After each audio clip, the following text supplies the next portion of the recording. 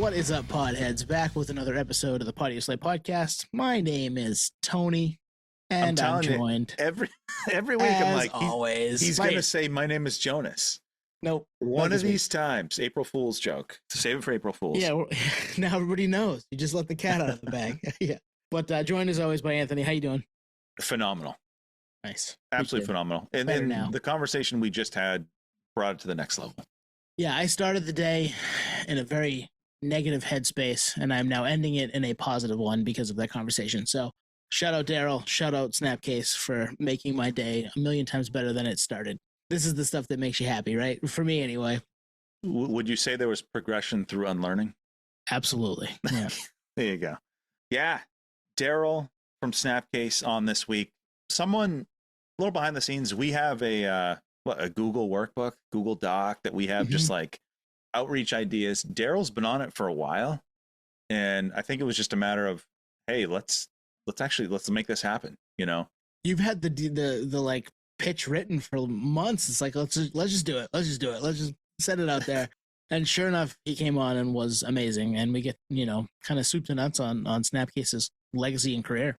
Yeah, this was, as we like to say, a Podioslave special. This was from late 80s in Buffalo through present, everything in between, albums, tours, look back legacy, working with producers, touring, some all-time touring stories in there too.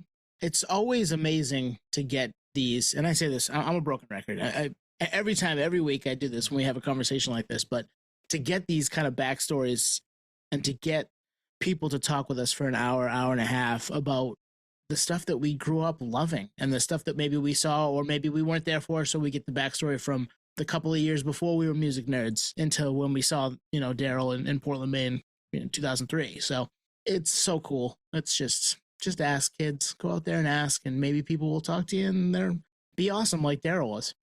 It's funny. I'm remembering before we started recording, he was like, "We've met, right?" And I'm like, "We've been in the same room at least once that I know of." Yeah. And you never met.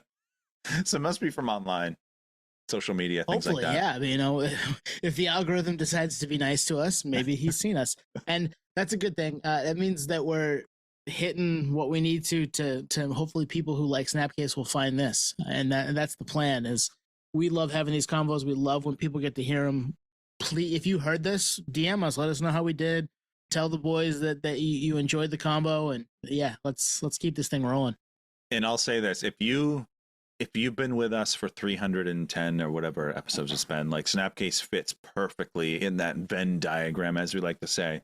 But if you're new to us, go back and check out some old stuff. I mean, I'm looking at recent combos we've had. We've had members of Soft Cult on. We've had Pat Flynn of Have Heart digging into 2000s hardcore. We've had members of CKY. Papa Roach, Trust Company, Jay Reason from the Distance, 30-year retro on Connecticut hardcore. It's all over the map. And as you'll find out, so is Snapcase, really. I mean, yeah, in terms of, touring mates and their whole career. Like, what a cool career. And the fact they're still at it is insane to me. Absolutely. And if you were to look at us, we are that Charlie meme from It's Always Sunny. Oh yeah, where all these things link and connect, and on the map behind him, we're that. And Snapcase fits in with that so well. And yeah, let's get into it. Let's get into our conversation with Daryl. You think so? Let's do it. Yeah, I think so. Daryl Taberski, Snapcase, coming at you.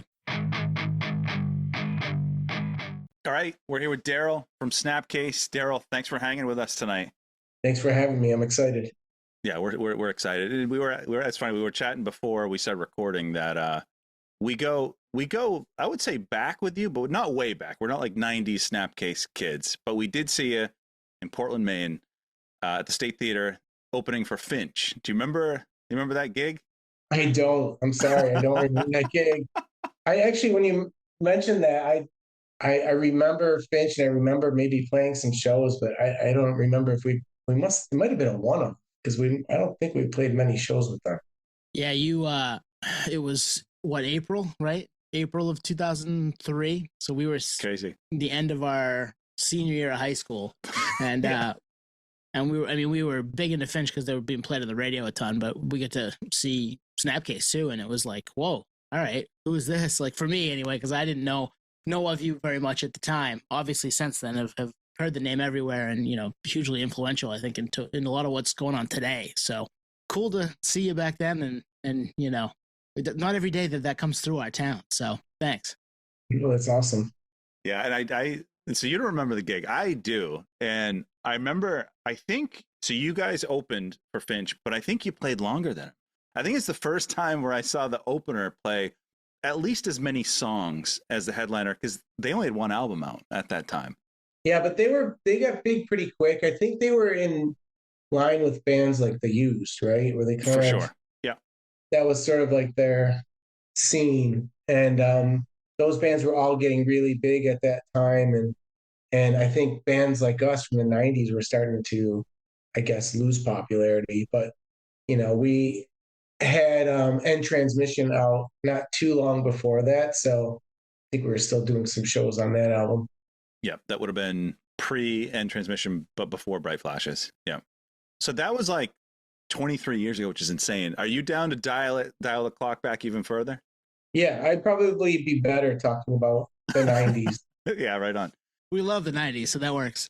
So Snapcase, believe it or not, people listening, if you don't know, started in the 80s, but I think the Snapcase that most people know and love really took off when you joined on vocals. So when I think Buffalo, I think Every Time I Die, I think Buried Alive, but that's like a decade later, although like Vogel had Slugfest. So what was the scene like in the early 90s in Buffalo? So when you say that Snapcase started in the 80s, we had a band called Solid State that preceded Snapcase. That started in like 1989, I guess. Scott Vogel was around then. Like we were all in the same mosh pits at the River Rock Cafe, which was the club in Buffalo where Slapshot, Sick of It all the New York hardcore bands would come play, Judge, Youth of Today. And so we started Solid State. I think our first show was with Uniform Choice, which was like a holy shit moment because I love them. And then and then Solid State turned into Snapcase because the singer of Zero Tolerance told us that Solid State was a really bad generic name. So like we thought we had to come up with something better. And so that's what happened. But thinking back to those days and thinking about Buffalo hardcore, the River Rock Cafe, people that were in that club. Now, the capacity of that club was probably 250. Wow, small. They had a show there one time with 7 seconds, and they somehow tried to squeeze almost 400 people. That was probably the most crowded show I'd ever been to. Damn. But what I can tell you is in that 250 capacity club, the guys from Cannibal Corpse would be there because they used to come to the hardcore shows. The guys from, believe it or not, the Goo Goo Dolls used to be there because they were kind Buffalo's of like finest. punk, Zero Tolerance. So Scott Vogel definitely would have been there. Garrett Klon of Texas is the Reason, 100% there doing stage dives. Mike Ski, Brothers Keeper, he used to come from Erie. The guys from Chokehold used to come down from Hamilton, Canada to the shows. I mean, and I'm just Dennis Merrick from Earth Crisis because he's a Buffalo guy. So like all this branched out of there, that club. I mean, kind of pretty significant. Did you have any inkling in the moment that all of these people would go on to do, pretty significant stuff? Right. No, but we loved, we had great promoters, so they always were bringing great shows through. So Buffalo was a regular stop for every like Boston and New York band. Like we were spoiled. But Zero Tolerance was the Buffalo band, and we all the sing-alongs, the moshing, stage dives were just as crazy for Zero Tolerance as they were for any other New York or Boston band that would come through. And so that kind of like local scene thing was there, and like to build off of that, and then Cannibal Corpse and the death metal scene. And back then, all the hardcore kids would go see the death metal shows. It was kind of cool. And so being a local band was like kind of like you thought, well, it doesn't matter if we're big here. We're good. It's good enough for us, And right. so to kind of like just start working on music and just being able to play shows at the River Rock Cafe and have people stage diving and singing along. That's all we cared about when we got started. And then, sort of branching out to, other towns like Erie, Pennsylvania, maybe Rochester, New York, and then eventually Cleveland. So stuff like that. Was there, so you started at Solid State, was there a change in sound from Solid State to Snapcase, or just a name change? Well, Solid State was like your typical high school first band. Are we punk? Are we metal? Are we hardcore? I remember doing a Social Distortion cover, doing a Minor Threat cover, listening to the Descendants nonstop, listening to Youth of Today and Cro-Mags. We didn't know what we wanted to be. We loved Agnostic Front. We loved this huge spectrum, So at the end of Solid State, we were probably just trying to imitate Zero Tolerance. So we are trying to become like a more metallic hardcore band, adding some double bass in the drums and, stuff like that. But no, when we changed to Snapcase, we didn't have a sound change, just a name change. How did you come up with Snapcase? I don't know if I've ever heard that story. I have no idea. Yeah. It's a great name. Yeah. Snapcase was a word we used to use for someone that would snap, someone that was like maybe a little bit off, someone that, that guy's a Snapcase, something like that. And I don't know, my cousin Scott, who was the guitar player of the band also at the time, he and I kind of came up with the name. I think we might have come up with it while we were working. We both worked together too. So yeah. I knew a few Snapcases in that time frame too for growing up, I'm sure. How'd the convo go down when you shifted to vocals? Like, Daryl, I think it's time. Like, how'd that go down? It wasn't the type of thing where it was, oh, you need to become the singer. It was, we were having a little bit of a falling out with Chris, our original singer, and it was exceptionally hard for me because he was my best friend. And so this was the guy that I went to all my shows with. This was the guy that I did all my skateboarding with. And, to this day, he's still my best friend. So for Chris to be kind of out of the band, that was hard for me. And then it was like, okay, well, what do we do next? And the other guys were like, why don't you try? You sort of take the lead on, a lot of what we're doing, and you're, the one kind of like pushing all the rest of us. So that's sort of what happened. And while we were trying to figure that out, of course, we started getting offered some cool shows. So in Buffalo, one of them was a local show, but also had the band Lincoln. So if you haven't heard Lincoln, you have to check out Lincoln. So they were coming to town. And then we also got an opportunity to open for Fugazi. So I kind of had to kind of like get up and up on all of this pretty quickly. So the first full length is Looking Glass Up, but did you have releases before then? Yeah. So before that, we had a 7-inch, and then we had, back then, demos were pretty strong. So we had like a couple good demo tapes, which got assigned to Victory, put out the 7-inch with Victory. And then Victory had the Only the Strong compilation. So we had a song on the Only the Strong compilation. And back then, those were huge. That was kind of like bigger than having your own album almost. So those were the releases we had before Looking Glass Up. It's wild to me, and a lot of these conversations we've had over the course of just about 6 years, how big the demo culture was in this scene, right? Like, if you had a solid demo, people were amped. I don't know why. Like, was it a couple of songs? It's just like this hype around it because maybe one or two songs are great, or do you have any idea why that might have been? Because I hear that everywhere. Well, for me, it was kind of like really the DIY vibe. I would go and try and buy a bunch of, Maxell blank tapes. I had this old fashioned typewriter, and I would literally type out Solid State or Snapcase on the skinny little sticker labels. I put them on the tape. We'd go, skateboard or walk down to the local grocery store and use their photocopy machine and make the covers, cut them out with scissors, fold them, put them in there. I mean, we did all that, and then we'd fit as many would fit in a shoebox, take them to a show, sell them at the show. We had a really great local record store called Home of the Hits that sold all the punk music. And they would literally have like shoe boxes full of demos on the back counter. And if you were kind of hot, like your demos would sell quick, and then they would call you and say, "Hey, we need more of those demos. Can you bring 10 more?" And so that was sort of what you could do without having a record label. And once you start selling a lot of demos and kids are singing your songs, then the record labels start to notice. It's funny, Daryl. I've heard two people in my life talk about zero tolerance. You're one. Well, you're number two. The first was Scott Vogel. I've heard him on other podcasts, and he would cite seeing zero tolerance. Like that was the Buffalo band. Buffalo, yeah. I mean, we all wanted to emulate zero tolerance. Zero tolerance really kind of like took New York hardcore. They were clearly fans of like Cro-Mags and stuff like that, but they also had that metal vibe where they would add more double bass, more syncopated crunching. They were killer. They should have been way bigger than they became, but they were amazing.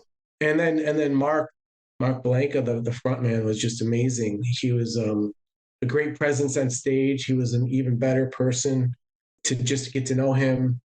Lyrics were cool. I mean, they were just awesome. How big of a deal was it to sign with Victory?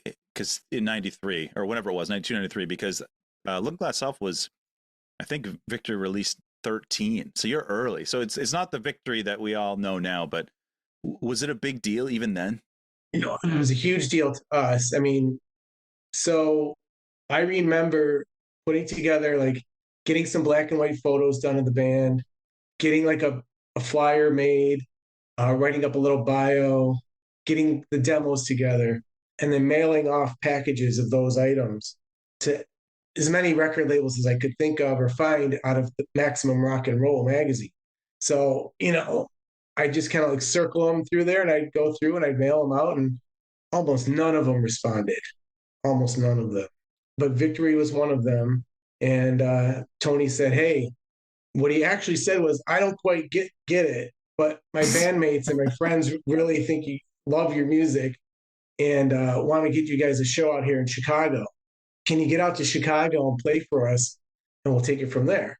And so we're like, "Of course, we got to do this." And we borrowed a car from a guy that we knew that wasn't in the scene. And the reason we borrowed his car was because it had a trailer hitch on it.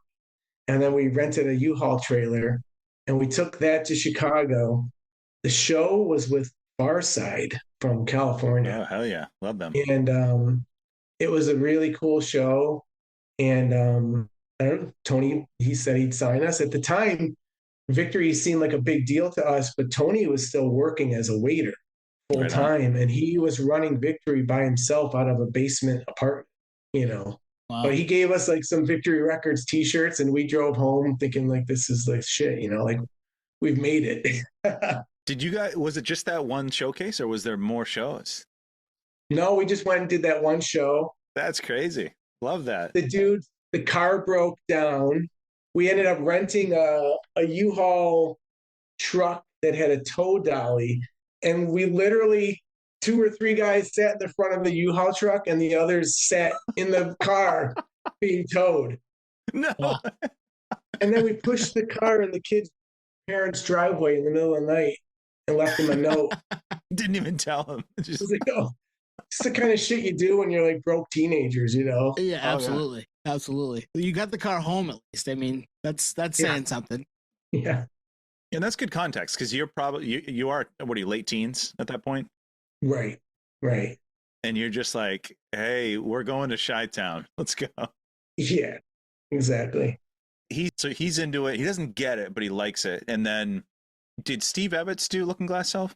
No. So Looking Glass Self, we had already been writing that album with our original singer, Chris, and I was playing bass. So then when it came to writing the album and working on the album, we had lined up Don Fury in New York. So it was like, wow, we're going to record with Don Fury. I mean, like, we went there and, all he had to do is show us like an amplifier and say, this is what Gorilla Biscuits use. So we're just like, our minds were blown and we were just so excited. And we did 5 or 6 songs with Don Fury. it wasn't a great experience because he was going through some personal things in his life at the time. And he was miserable. We didn't feel like he liked us or our music. It was just sort of like, it was rough. And we didn't have places to stay. We slept in the van out in front of his studio on the street. And we were harassed by the locals in the middle of the night. We're like scared out of our minds. Was it in the like, winter? No, it was in the summertime, but they knew we were in there. And they basically broke glass all around the tires. They were drinking 40s on the hood of the van, messing with us. We felt like they were like a street gang. So we were like nervous to get out of the van. They tried to blow the van up. I don't know if you know this story, but No. They popped the hood of the van, slammed it down, and they all went running down the street. And at the time, it was just 3 of us were sleeping there. 2 other guys were sleeping at someone's apartment. And myself and our bass player, Bob, were like, is that smoke coming out of the hood? And he's like, yeah, I think they threw something in there. So we woke up Scott, and the 3 of us jumped out. We're in our boxer shorts, and we're going to start running down the sidewalk, thinking the van's going to blow up. And now these other dudes are down at the other end of the block, looking around the corner from the building, waiting for something to happen. Damn. The smoke goes down. We walk back to the van, and there was a half stick of dynamite sitting in there, and the wick got down to about a 1/4 inch and just stopped. Did they knew Snapcase was in the van, or was it just random? No, they knew. No, they didn't know who we were. They just knew some kids were in this van, and we're gonna fuck with them all night long. And yeah, damn, jeez, they're in our neighborhood. They're like on our street. This is our block. Yeah, exactly. And it just stopped. Just stopped. I still have it. Wow. No way. Do you? Holy shit. I think so when we put that Snapcase book came out a couple years ago, there's a picture of it in there. Damn. To scale. That's awesome. I mean, it's not, but it's awesome that it stopped and then you kept it. So yeah. So anyway, back on track here. So we're trying to we didn't sleep, but we're trying to record in the studio with Don Fury on no sleep, and that didn't go well. But anyway, we get back home and we kicked out our drummer, and we got Tim Redmond, and Tim was in Slugfest, and so Tim joins the band, and we instantly write. What did we write? I think Drain Me, Looking Glass Self, and Filter. We wrote 3 songs right away. And we're like, oh, these are the best songs in the album. So we went and recorded those locally in Buffalo with a guy. And so the album actually has 2 different studio recordings and 2 different drummers. It was really weird, choppy album. Do you, in that moment, I mean, you're pretty early on in the Snapcase story, but do you try to make it sound like they aren't separate? Like studios and you're not sleeping in a van because you're back home. I don't think we didn't try to do anything. We're just I don't know, put this together. Now there's 9 songs. Yeah. There's a full album at least, let's see what happens next. How was the response? Because I think, again, we were not around in the 90s, but I think most people came into the Snapcase picture on progression. How was it in those 2 or 3 years between LPs? After Looking Glass, could you feel an uptick with the crowds getting bigger? Are people really into it? Did it lead to more touring? Yeah. So actually, it just hit me. So Looking Glass Self. So the songs that we did in Buffalo with Tim were Incarnation, Drain Me, and I think Filter. So Incarnation's all time. And of course, Drain Me and Incarnation became sing-along songs for us. And we just started we had good luck, we played a show actually up your way, sort of. We played in Vermont with 108 and Lifetime. Damn, stacked. In Burlington. And we connected with Lifetime. They said, oh, you need to go on tour. You should work with Margie, who books us. And so they gave us her number. We called her and she said, yeah, let's do it. And then we ended up going on tour with Lifetime. It was our first time out to the West Coast. And we got out there and kids were singing along, going crazy. And that was it. That was oh my God, this is really kind of a big deal. We're on the West Coast and kids know us. They're singing along. These shows are crazy. And yeah, let's go home and let's keep moving. Let's write the next stuff. Was this pre-California Takeover tour? Oh, yeah. Yeah, way before that. So we yeah, like I said, this was our first time ever, like, across the country. And we came home and we started working on the Steps EP. And that to me is the music that on that EP, that's when Snapcase really kind of started to find its sound. We had more of that groove, a little more of the stop and go stuff. I was like planted as the vocalist at this point now, and we're ready to take ownership of everything, and the songs, and one significant thing happened before this though. We got asked to go to Europe with Sick of It All, and back then it was not typical of bands like us to get have a chance to go to Europe and play. And so that was just blowing up. But Sick of It All was already big there. They were ahead of the curve. They were like, really established.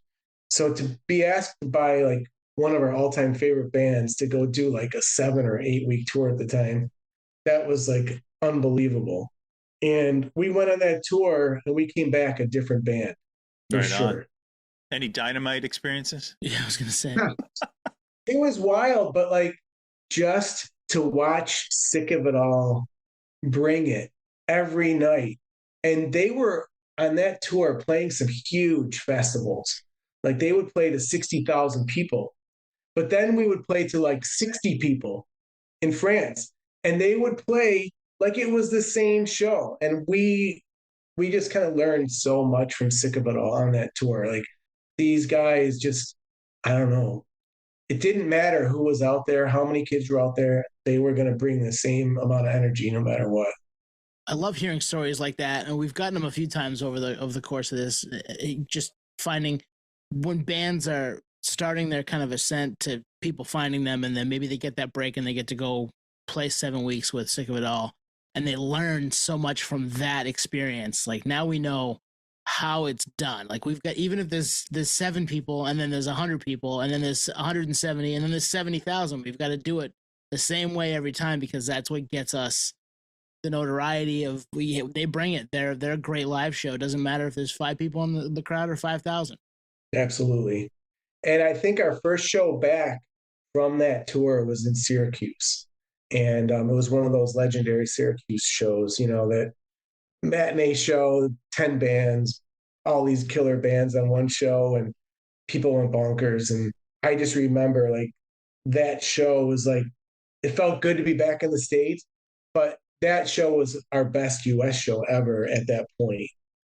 So it just felt really good. Like the ball was just rolling, constantly building up steam. I'm curious about in this moment. So this is like in this, we'll call it the Steps era, like how you guys viewed yourself sonically, musically, because you guys, like you said, they wouldn't be out of place to play with, maybe a little out of place to play with Lifetime, but you could play with 108, you could play with Earth Crisis, Strife. You don't sound like really like any of those bands, right? There's more groove there and all that. So I'm curious where you guys saw yourself. We just drew from so many different bands. We were not like, we were not a hardcore band that was like fixed on one type part of the hardcore scene.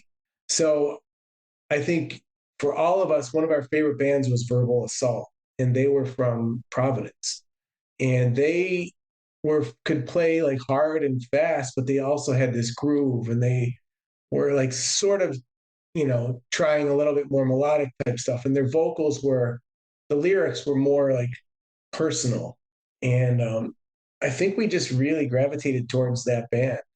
That was a big thing for us. We obviously fell in love with Quicksand, Burn, bands were starting to experiment out of the 90s fast beat hardcore, and you're getting into another, and like I just said, Burn and Quicksand, and it just was getting more creative, and we weren't ready to be as creative as like something like Into Another, but we had one foot in like the Sick of It All and one foot in like 90s hardcore, which was like just blowing up at that moment with like 108 and Strife and Earth Crisis and Unbroken, but then we loved Helmet and stuff like that too, and all these other bands.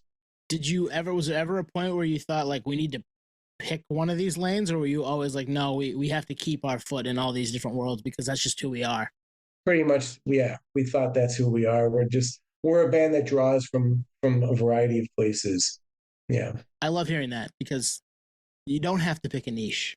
You don't have to go just No, one you way. don't. There's a million roads to go down, and you might as well try them all. Yeah, but then we were very tight with Earth Crisis. Their drummer Dennis is from Buffalo. He and our drummer Tim and myself all went to the same high school, and strangely enough, all share the same birthday. But we became pretty tight with Earth Crisis, but didn't end up sounding like each other. And those guys sort of perfected like that crazy heavy crunch, like. Oh, for sure. But they also could groove, like I don't know, it was cool to see like I guess whenever I do these interviews and these podcast interviews, I think about those days and nothing was really deliberate.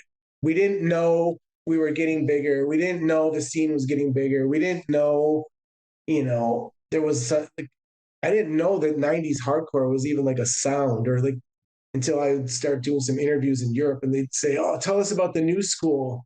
And like in first time we toured Europe, it was all about like, tell us about New York hardcore in New York. The second time and ever after that was all about Syracuse. I was like, tell us about Syracuse and this new sound.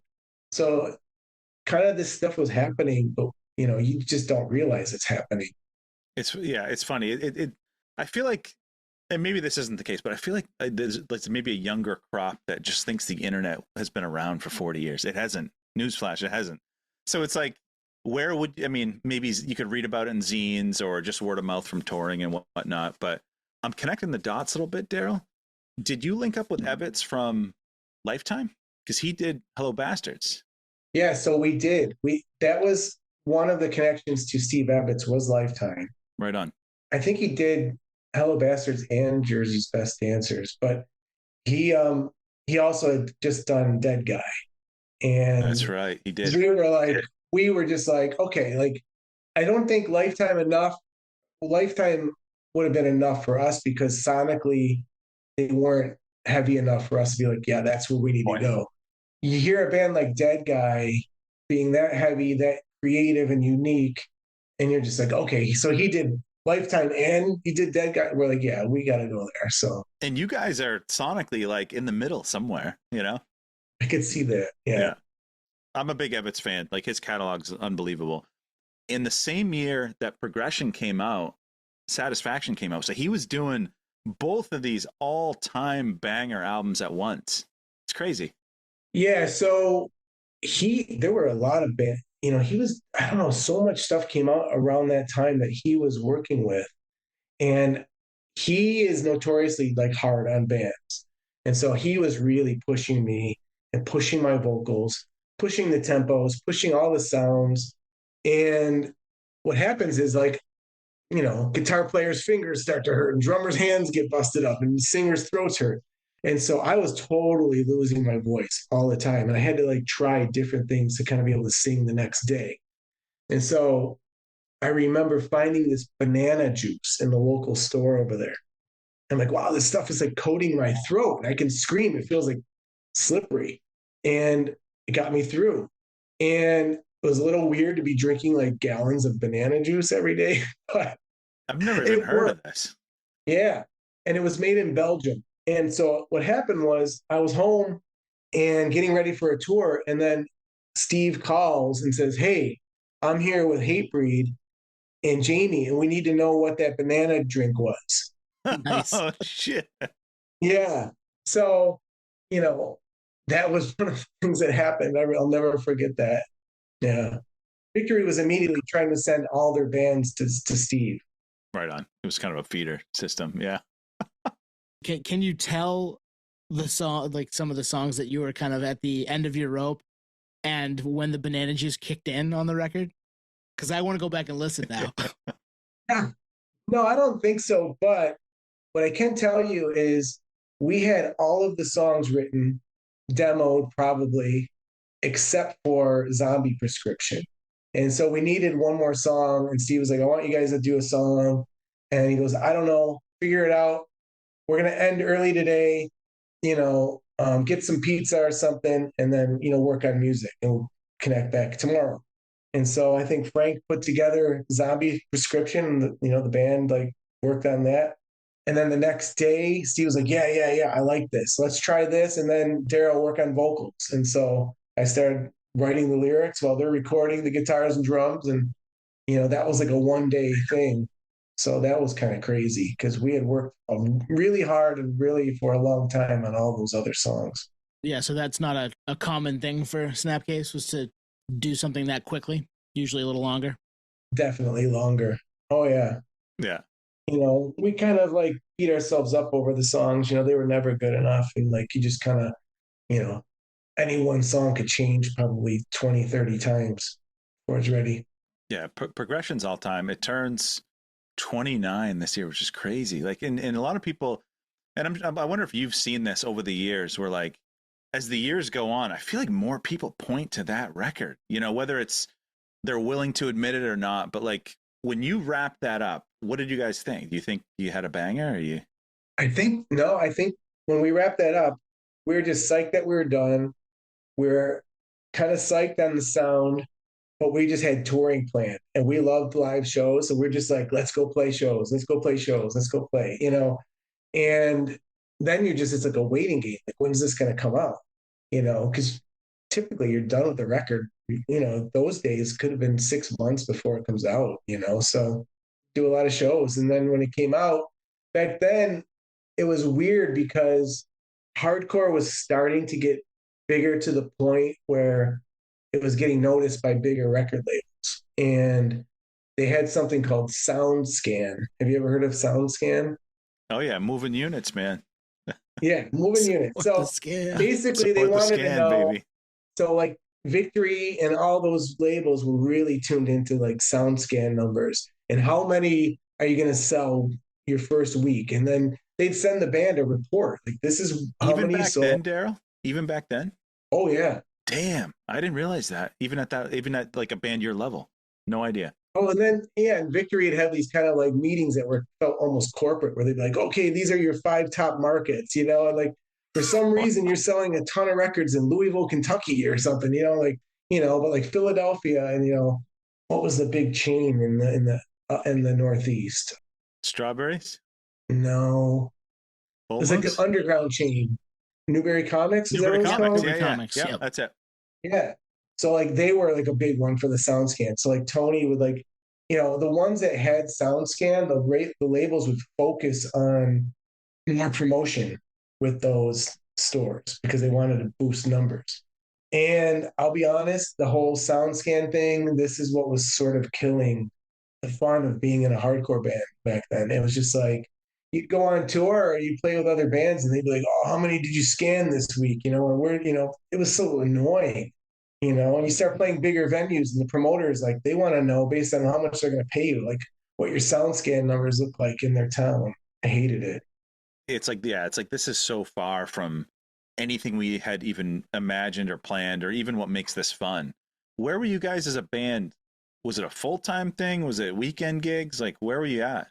On Progression Through Unlearning, I think we were all probably working jobs, going to school, working jobs, doing the band, probably like screwing up our jobs and schooling to go do a tour that sounded too good to pass up.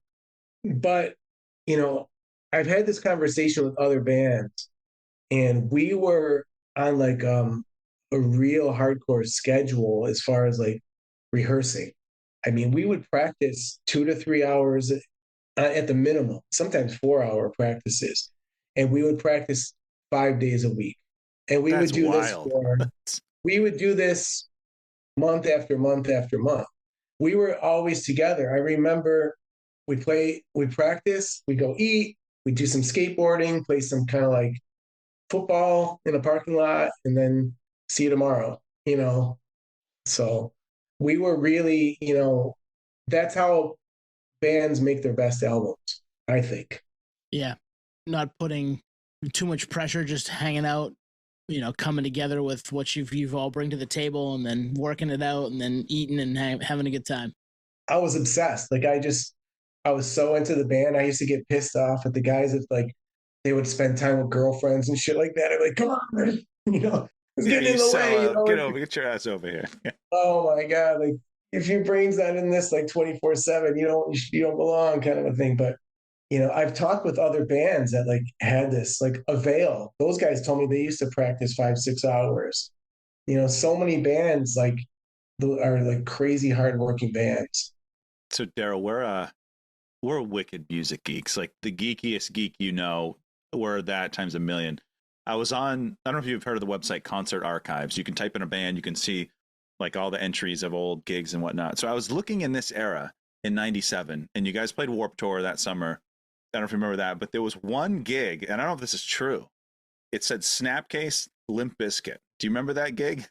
Is that? Yeah. Oh wow, how did that even happen? So we were starting to get, that was in Rochester, New York, I believe. So the promoters in Buffalo knew that we had a draw. And so like they started trying to put us on bigger shows. And we played with Limp Bizkit in Rochester. And I honestly hated that show. Yeah. I remember Fred Durst was like really trying to be like cool and gain. I think they were trying to get some street cred from like playing with us. Right on. But they did some things on stage that were so not cool with us that we're just like, oh God, we can't do this again. We can't. And I don't know. That was, but then there were other times we'd go out and play a show with a band that was like becoming a big radio band, and they were cool as hell, and it was awesome, and it was super fun, and I enjoyed it. But yeah, that was a show that we did. It's a good way to categorize it. Yep. Yeah. I could see that happening too, especially at that time frame, because they're not quite who they are yet, but they're trying to be, right? Because they $3 bills around that time, they hadn't blown up yet, but they're on their way. Yeah, they did Warped Tour too, so we might have been together on a Warped Tour or a portion of a Warped Tour. I mean, even Kid Rock was on a Warped Tour that we did, and I remember Fletcher from Pennywise had Kid Rock by the throat up against a chain link fence. And if it wasn't for the Deftones to just sort of be the peacekeepers, yeah, he would have taken an even harder beatdown by Fletcher than he did. Fletcher, damn. I think what I remember was he ripped Kid Rock's chain off of him and was like whipping him in the face with it. Jesus. Wow. Crazy. It's amazing. I love it. I love every second of that. You mentioned Deftones, one of our favorite bands of all time. If I could go to any tour in the history of existence, it would have been the Deftones Quicksand Snapcase tour. How was that tour? It was amazing because we loved those bands so much. And that was a tour where you're playing big venues, you're playing with not quite a mainstream band, but a band that's like way bigger than hardcore at the time. But yet, like we were gaining fans. Like it was beneficial to us to be on that tour, even though we were sort of sometimes playing pretty early. Whereas when we did a tour with Papa Roach, those guys were super cool, but I don't think we gained many new fans off of that tour. Right on. And in some ways you start losing fans because the hardcore kids get pissed that you're like playing with like a band that's on the radio. The ticket prices are expensive. You're playing some giant theater place. So, that's when you start to wonder, like, what do we do here? Do we take these kind of shows or, the tough call. But the Deftones Quicksand tour was amazing. And that was like for us, another one of those tours where we were like, okay, we need to step our game up. We are playing a professional level concert, but we're acting like a bunch of hardcore kids, and we need to step our game up because, we look like shit up there. And there was definitely a difference. We had to step it up. So that was like when you start having like, we need a sound engineer. We need to like, have everything. We need our set to be locked tight from start to finish, So. Well, the reason I point to that as like the tour, it's like Deftones, that was after Around the Fur. Quicksand had Slip and Manic both out. You guys, designs hadn't come out yet, so you're just playing. You're playing Looking Glass, progression, step stuff. It's like just there was no skips. There must not have been any skips on that whole set list for all bands. It was great. It was super fun, and Deftones were definitely like at a different level than we were as a hardcore band when it came to like partying, and like there was like after show stuff, and we were just sort of like I think our drummer Tim was like really studying for grad school stuff. So he's like with a textbook highlighting in the backstage room, and then like, Wow. crazy shit going on in the next backstage room, and then us just sort of like in disbelief that we're hanging out with both of these bands at times, like, wow, these are, this is a big deal for us. Yeah, and it's looking back on it now, I think all three are, to give you your flowers, all three bands are big bands on that bill, but maybe in the moment you felt like, holy shit.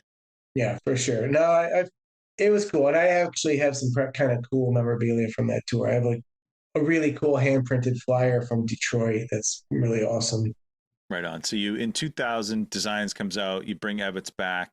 Would you say that, like, how do you describe that era? Because this is LP3 on Victory. You've taken, you've toured with hardcore bands, you've toured without hardcore bands. Like, where are you guys at in the 2000s? Like, the internet's now a thing. Like, I'm just curious, as a band that came from pre-internet to now the internet's coming and you've done the non-hardcore and hardcore stuff. I'm just curious. To me, and I can speak for some of the guys in the band, we love some of those songs, but overall as an album and as a band, we kind of were getting lost again. We were doing Warped Tours, and like bands on Warped Tour were starting to kind of like water down their sound a little bit. And we were becoming a little bit guilty of that. I think we were like not trying to write as heavy and crucial of type songs, so we're trying to write songs that might have a little more bounce and might cater to like some punk kids at the Warped Tour or something, and kind of hate that we were doing that. But and I think we were losing some of our original hardcore fans, our original crowd. But yeah, I mean, that's what I could say to that. I mean, and that era, I think we had re-signed to Victory for the album. We were getting interest from major labels and taking meetings with some bigger labels and getting offers. And we ended up coming back to Victory. And what we did was we didn't take the money up front. We just said we want to negotiate a better rate per sale. And that's sort of what we did. Why, and you don't have to answer this if you don't want to, but why did you not go the major label route? Because when we would meet with the labels, the meetings were always super awkward and they just didn't get us. And they wanted to, I had a meeting with one label that, this is really funny. He said, I sent my marketing team out to your shows and they came back and we had a marketing meeting and they said, backpacks are the main fashion element of your crowd. Yes, 90s. And since your band is called Snapcase, we want you to develop a Snapcase backpack. Oh, Jesus. That is the most 90s thing I've ever heard on this podcast. And I remember he then said, tell me about your new music. What's the tempo like? And I said, I don't know. It's kind of like mid to fast tempo. And he said, I mean, can you speak to me in BPMs? And it hit me then that this guy was used to putting out like dance music and like electronic music and stuff like that. I'm thinking, we don't belong here, And I don't ask that question saying that you missed an opportunity, because you didn't. I think you probably did what was right for the band, but I always wonder, like, how does that go? And like, we've heard both sides of that, where like it wasn't for us, or it was for us until it wasn't for us, because they came in and meddled a ton, So happy to hear why, and that makes sense. Like I would want to run away from that too if I were you. Well, what else was crazy at that time was, so like we talked earlier about Snapcase playing with bands like Lifetime. At the same time we were tight with like Texas Is the Reason and Chamberlain, which was Split Lip before that, that kind of stuff. But then we would also play with like really heavy bands. We play with metal bands. And then on Warped Tour, we get connected with like everything from ska to like West Coast, like, pop punk. And around Designs for Automotion, all of a sudden screamo type stuff starts popping up. Right. And so now you've got these bands that are both like melodic and then heavier than you are, all in the same song. And there's this whole new wave of kids, and that's what they want.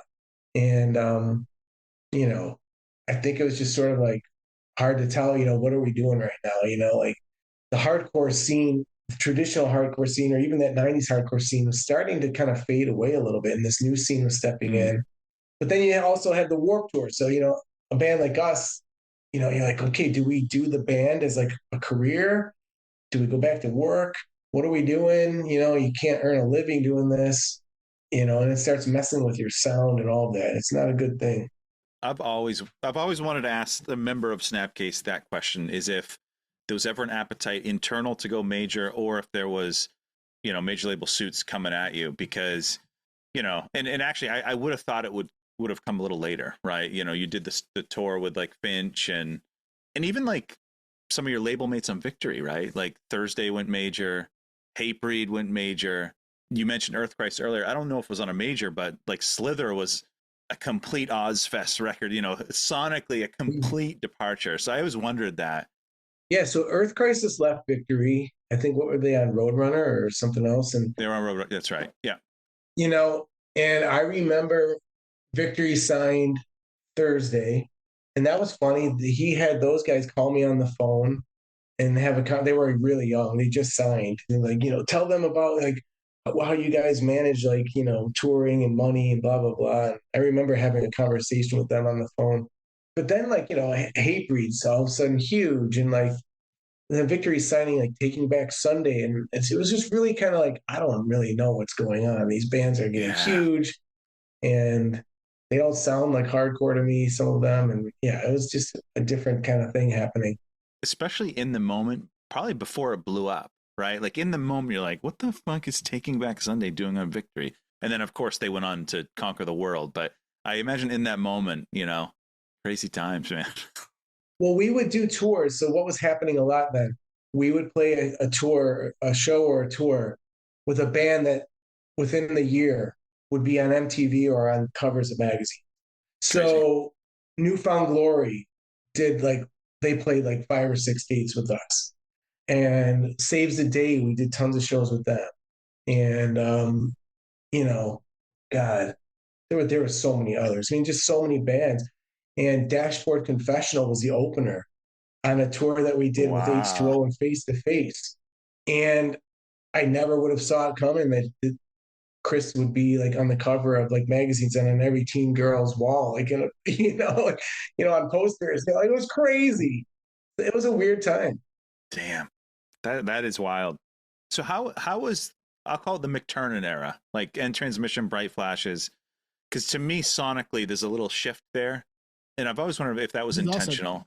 Kind of tough on bands too, like in a good way. Oh yeah, we've heard that. Brian's been on the pod a couple times, and we've heard bands that have worked with him that he's been tough on bands as well. It was weird because Brian we had known for a long time, and we knew him from his DC days, and then we knew him from his Boston days. But we played crazy shows in DC early on, and Ashes would play, and Brian was in Ashes. He had some crazy shows. Like we get on these weird bills. Bikini Kill. We played with Bikini Kill in DC. So weird, right? And this is like, 1994, 93, probably, something like that. So we knew Brian back then. He was really young because he was younger than us. Yeah. So we had this history. He was really coming along when it came to do the album because he was doing Hot Water Music and Thrice. And we're like, holy crap, Brian's killing it, And so we decided to do the next album with Brian. And, he's very different than Steve. Very different. It's kind of hard to say why or how. Steve is like a technician. He's very much a perfectionist.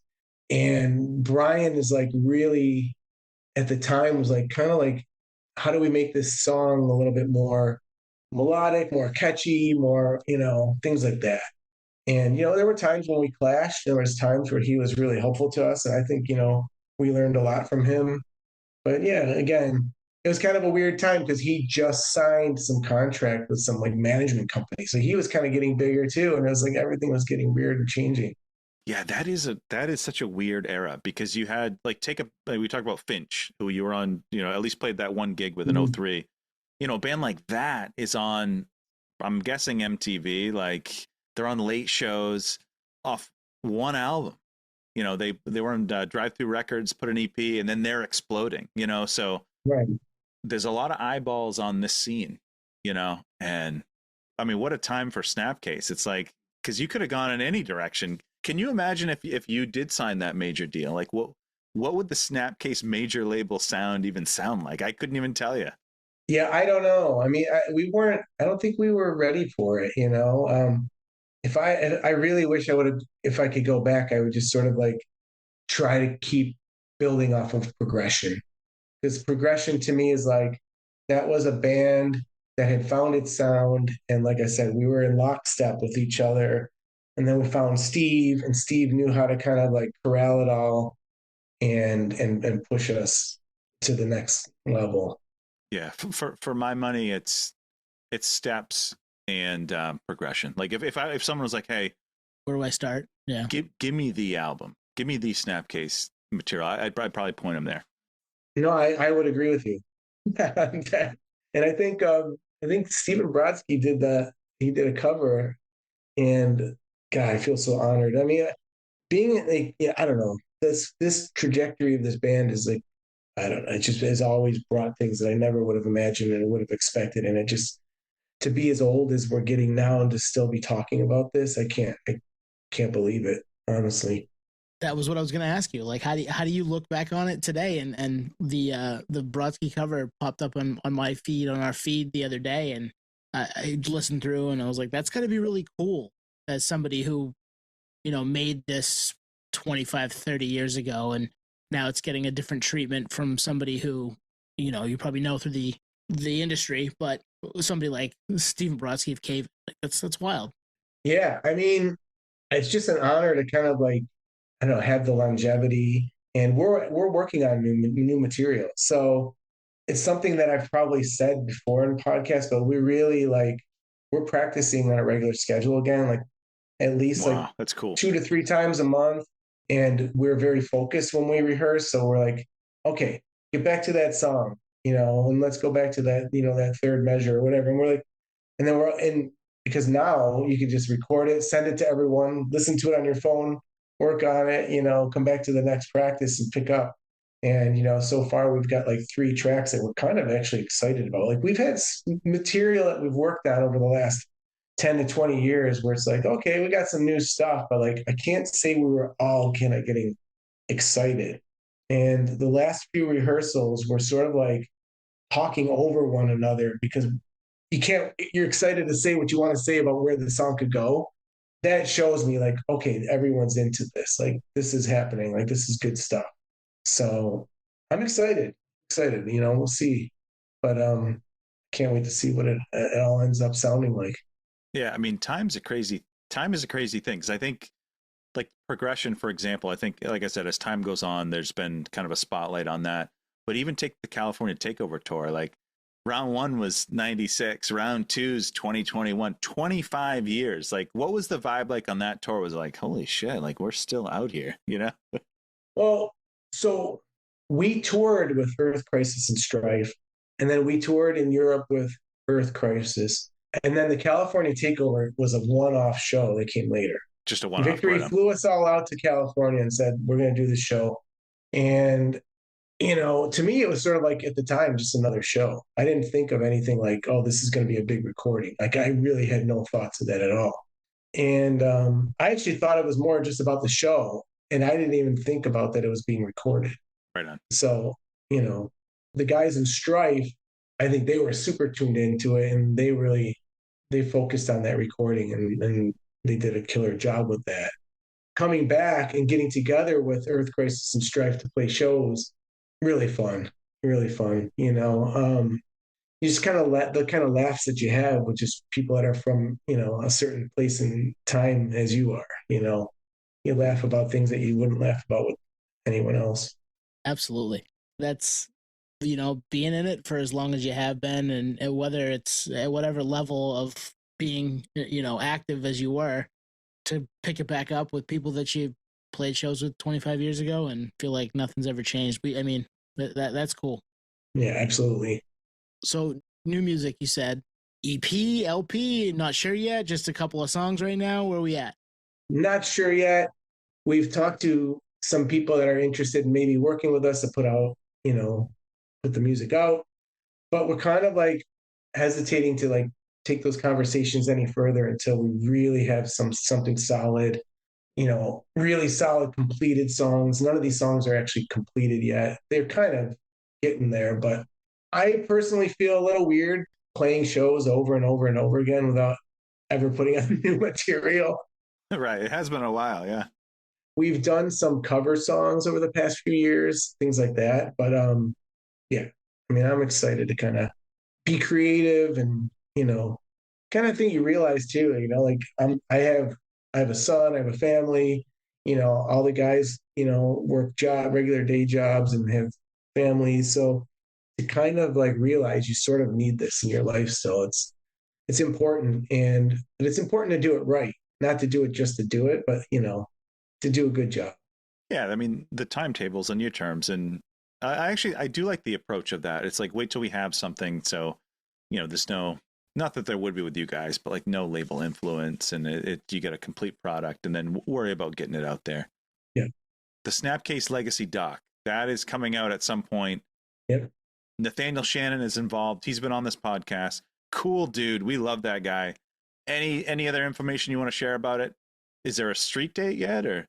It's such a weird thing. I had a hard time coming to terms with the idea of a Snapcase documentary because I think about all these bands that I feel like deserve documentaries way before Snapcase does, and they don't have. Or I'm like, who the hell is going to care about this? Like, but what is the angle? And so like, in some ways, we're just like a million other bands, right? But what's unique about us, and what's unique about us is kind of like that being really in the thick of that 90s hardcore scene when it came up, being able to tour or talk about those other bands that were coming up with us, and then also being a band from Buffalo. I mean, Buffalo is a special place, at least to me it is. And we want the rest of the world to know why it's a special place. So we've been really lucky to get great interviews for this documentary.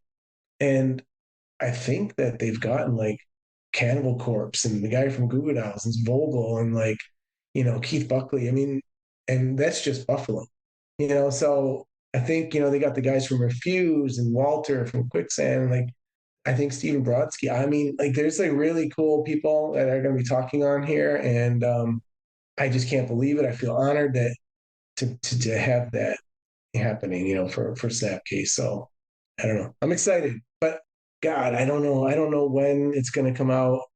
Nathaniel has plans to kind of come back to Buffalo in the next few months. He wants to do kind of like a walking tour with me, and we got more. That's work to fun, do. man. That's fun shit. Like to come from solid state 1980, late 80s to this. That's cool, man.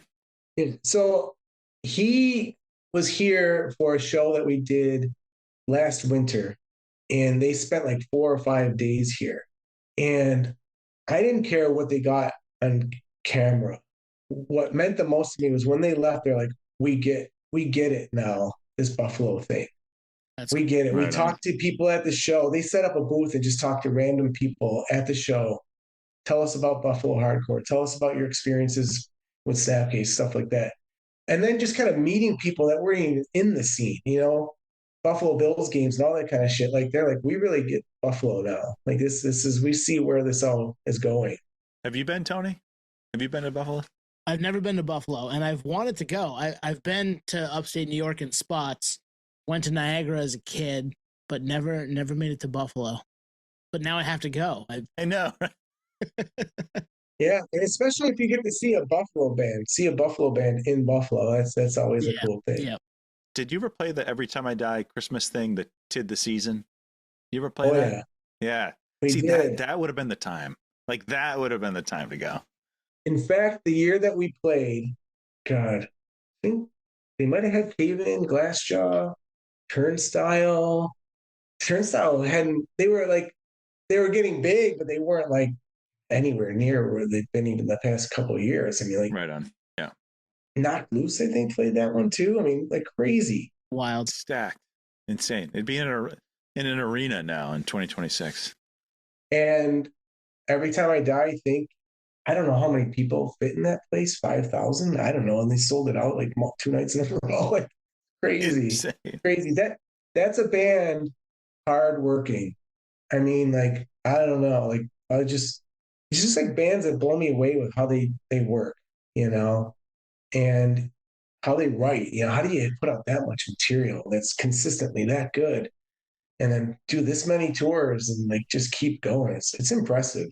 You know, from Every Time I Die to Better Lovers and Many Eyes, it's like I'm blown away by all those guys. Yeah, still just cranking stuff out, and now there's more of it. Yeah. Do you ever think about if Snapcase came out in this era? Because hardcore is as big as it's ever been right now. I don't think about that, no, but I mean, you know, there was a time where I probably was like a bitter guy, like thinking like, oh, you know, when we started, you know, we couldn't even rent a van. We had like to buy like a crappy like beater van with like rust holes through And it, you know, and dynamite. stuff You like had that. fucking dynamite in the van. Yeah, no, seriously, like that kind of thing, you know, like mismatched tires and all that shit, you know, like no cell phones, no internet, using paper maps to get to here to there, using, Rand you McNally, know, man. Payphones, yeah, all that stuff. pay phones with the phone dialers to call the next for more. Oh yeah. We've heard those stories for sure. Oh man. Well, it's cool that you're still doing it. It's amazing that all of this time has passed, and I mean, I'd argue a lot of people take from the Snapcase sound in today's world. So, huge influence on a lot of what's out today, and there's a reason. It was good stuff, man. It was awesome. Appreciate you guys. Well, Daryl, thank you very much for joining us. Keep an eye out for the Snapcase documentary. Keep an eye out for maybe music. We don't know when, but hey, it's coming. It's being worked on. All this stuff is being worked on, so it's out there soon.